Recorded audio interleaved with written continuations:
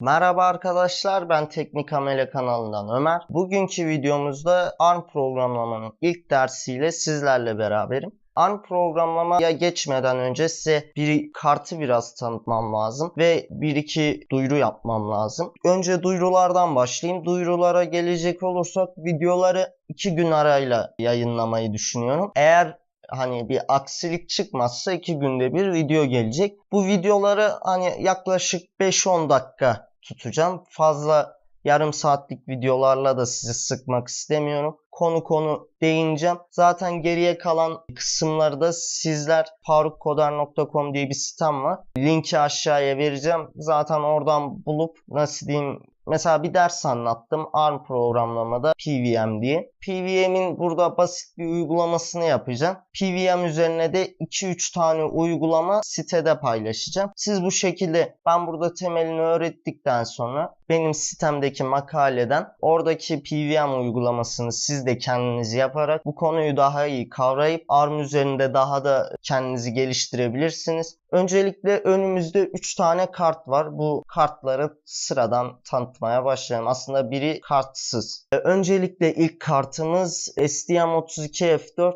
Discovery kartı. Bu programlayacağımız platform ARM platformu. Geçen hafta demeyeyim, birkaç gün önce Perşembe günüydü. Her Perşembe yazı ve makale yayınlıyorum. O zaman STM32F7'yi sizin için internetten araştırdım. Şu an benim elimde de yok. Kart bayağı hoşuma gitti. Eğer onu da temin edebilirsem derslerimize belli bir süreden sonra onunla da devam edebiliriz ama başlangıç için şu an STM32F4 Discovery ile programlamaya başlayacağız. İkinci platform ise Arduino Uno R3. Arduino Uno da güzel bir platformdu ama ben size sitede aslında güzel platform derken benim açımdan biraz daha kolay olurdu bunun videolarını hazırlamak. Çünkü ARM hakkında ARM'da bir şey anlatmak çok zor. Ben çok iyi anlatamazsam siz anlamayacaksınız. Karışacak. Onun için elimden geldiği kadar iyi anlatmaya çalışacağım size ARM'ı. Ama Arduino'da yine basit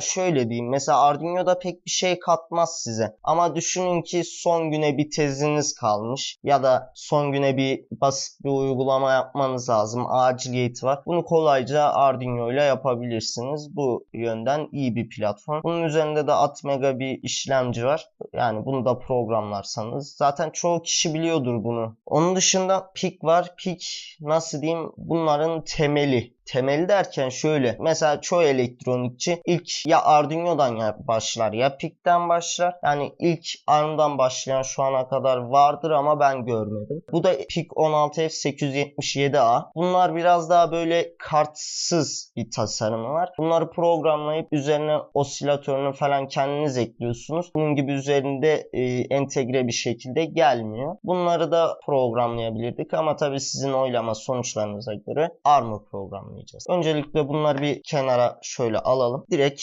ben ARM'a geçeyim bence. Çünkü onlarla pek fazla bir işimiz yok. Belki ARM serisi bittikten sonra onlardan biriyle ya da daha farklı iyi bir platformda ders vermeye başlayabilirim. 2 günde bir gelecek dediğim gibi. Onlar da zor tabii. 2 günde bir video renderlayıp video çekeceğim ve onu size yayınlayacağım. Tabii ki zor ama inşallah bir aksilik çıkmadan biraz da video stoğu yapacağım. O şekilde size yayınlamayı düşünüyorum. Bu kart şöyle aşağıda, şu an yanlış söylemeyeyim ama bildiğim kadarıyla 100 tane pini var. GPO denen input output pinler. Onun dışında üstünde bir tane mini USB, arkada bir tane micro USB var. Bir tane ses çıkışı var. Üzerinde dahili bir mikrofonu var. Üzerinde kendi çipi var. STM32F4'ünde bir de programlamak için ek bir çip var. Bu şurada gördüğünüz, şöyle göstereyim. Odaklarsa tabii biraz daha yakından anlatayım size. Odaklar patladı şu an. Şurada gördüğünüz ise bu bir ses çipi. Yani ses işleyebiliyorsunuz bu kartta. Bu çok güzel bir avantaj tabii. Burada gördüğünüz gibi 2 tane buton var. Biri user buton, program içinde kendi belirlediğiniz bir buton ve ikincisi ise reset butonu. Bununla da hani kartta herhangi bir durum olduğunda reset atabiliyorsunuz. Program baştan çalışıyor. Size şunu anlatayım. Mini USB. Mini USB ise tabii ki programlamak için karta buradan program yüklüyoruz. Micro USB'den ise